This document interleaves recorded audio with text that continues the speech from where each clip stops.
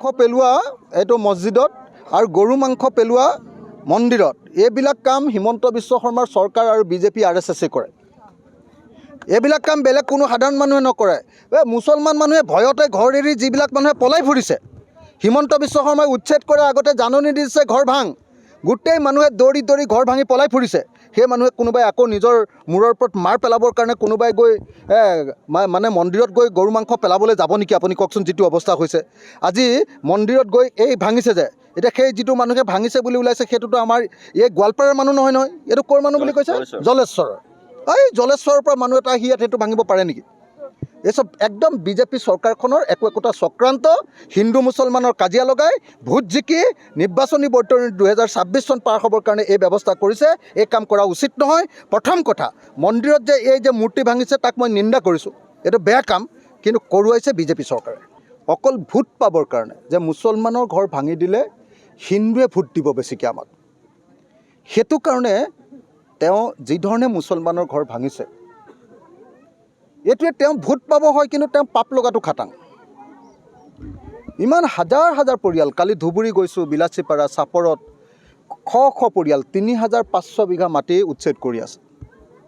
আজি ইয়াত গোৱালপাৰাৰ হাছিলা বিললৈ আহিলোঁ, 98টা পৰিয়াল এতিয়ালৈকে ভ্ৰমণ কৰিলোঁ আৰু বাকী পৰিয়ালবিলাক ভ্ৰমণ কৰিবলৈ গৈ আছোঁ। আকৌ গোৱালপাৰাৰে আৰু এইটো কি কয় ৰাক্ষসিনী পাহাৰ আছে, তাতো এই উচ্ছেদৰ জাননী। সেইকাৰণে মই অসমৰ মুখ্যমন্ত্ৰীৰ এটা সাক্ষাৎকাৰ বিচাৰি আছোঁ, এপইণ্টমেণ্ট বিচাৰি আছোঁ।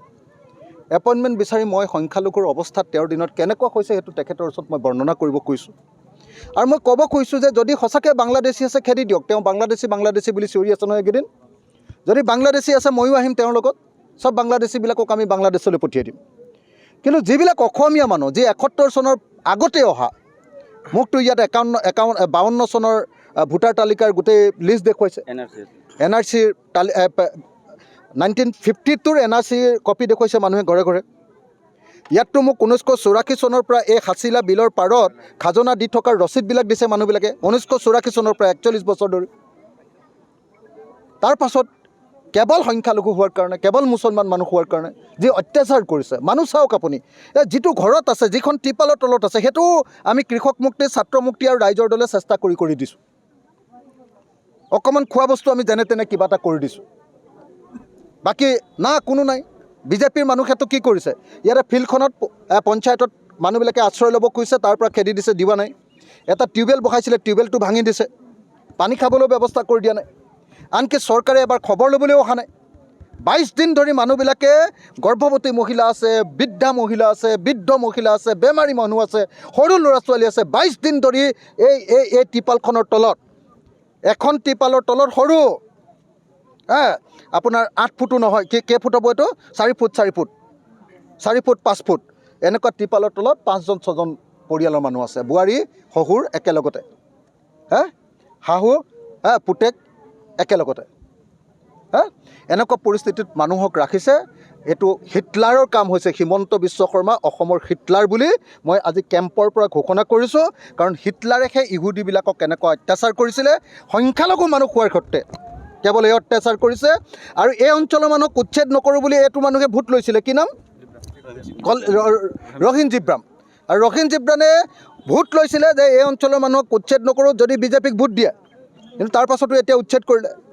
উচ্ছেদ কৰাই নহয়, তাৰ পাছত তেওঁ একো সহায় সাহায্য কৰিবলৈ ইয়ালৈ অহা নাই। তেওঁ নাটক কৰিলে বোলে মই পদত্যাগ কৰিলোঁ, কিন্তু এতিয়াতো পদত্যাগ কৰা নাই, তেওঁতো শপতেই লোৱা নাই পদত্যাগ ক'ত কৰিলে। তেওঁতো এতিয়া পদত্যাগ কৰা কাগজখন আমি ক'তো দেখা নাই। এইবিলাকতো ফাঁকি। ভয় খুৱাই মানুহৰ পৰা ভোটটো ল'লে, মুছলমান ভোট লৈ তেওঁ জিকিলে।